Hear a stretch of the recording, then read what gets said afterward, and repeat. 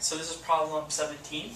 So continuation of the 15, 16, 17 problems, 14, 15, 16, 17. Now, in the problem, they give you this graph, so they give you f prime, they give you the graph of f prime. They tell you to use this graph to determine if each statement is true or false. In problem 15, I went ahead and I derived the graph of f of x. So if you want to go see how I derived that, go back to video 15, the video for problem 15, and I obtained this graph right here. With this graph, you can answer all those questions. So I answered 15, and now I'm going to answer 17 with this graph right here. Okay, so problem 17 says f has inflection points at x equals -1, so equals -1, and at x equals 1.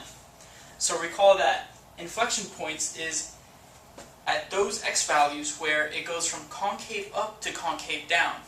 So if it goes from concave up to concave down, then at that x value, there's an inflection point. Or vice versa, concave down to concave up. So we had this and this, or if you have this and this. So at those x values, there's a inflection point.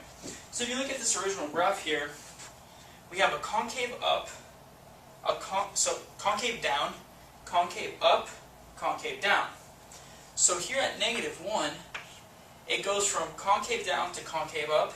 That's good. F has an inflection point at x equals -1, so at -1 there is an inflection point. And also at 1, this goes from concave up to concave down. So at 1, there's also an inflection point. And if you see through this graph, those are the only two x values where there's an inflection point. There's no other inflection point on this graph. Therefore, this has to be true. And it's as simple as that.